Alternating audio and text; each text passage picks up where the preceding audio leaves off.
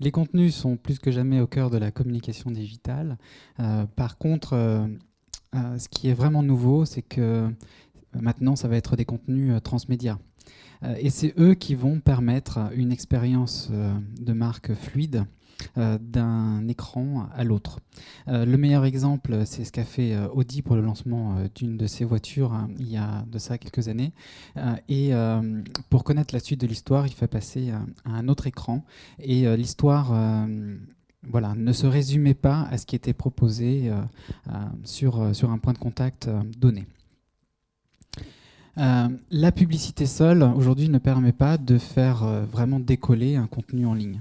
Le succès des vidéos les plus vues, les vidéos de marque les plus vues en 2012 sur YouTube, viennent du fait que les marques ont utilisé des écrans publicitaires, mais aussi posté des contenus intéressants et des contenus qui ont généré de l'interactivité.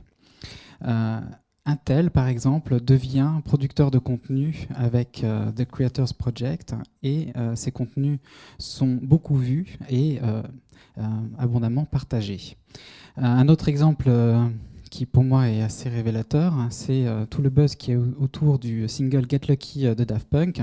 En entretenant ce buzz et en mettant en ligne progressivement des contenus de 4 secondes, 4 minutes, puis en dévoilant les différents titres qui étaient présents sur l'album, ce single se hisse dans le top des ventes France et UK.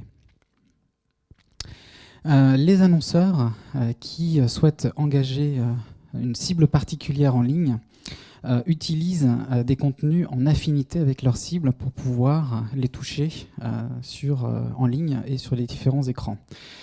Quand on sait que, par exemple, la musique représente 13% des contenus sur YouTube, la musique est certainement un contenu aujourd'hui à fort potentiel d'engagement.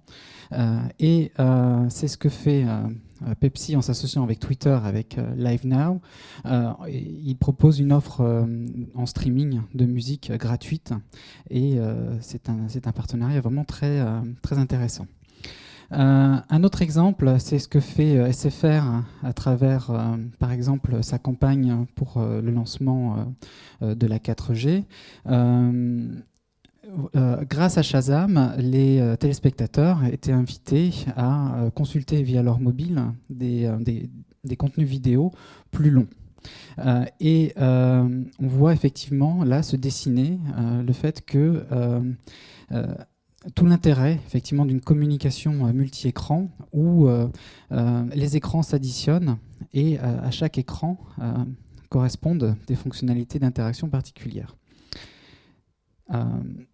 L'interaction peut se traduire par une action, une invitation à l'action. C'est ce que fait Amaguise en proposant un mini-site juste à la suite du spot publicitaire à la télé. Donc un mini-site sur l'écran télé apparaît. Voilà, c'est l'apparition du clic à la télé. Maintenant, effectivement, le téléspectateur peut cliquer à la télé. C'est aussi tous ces contenus crowdsourcés, c'est-à-dire des contenus produits par des créatifs, par les audiences. Donc c'est Studio Bagel qui fonctionne comme un collectif de YouTubers et c'est Puma qui reconnaît la valeur des contenus, cette fois-ci créés par les usagers, en rémunérant les contenus dans sa campagne Nature of Performance.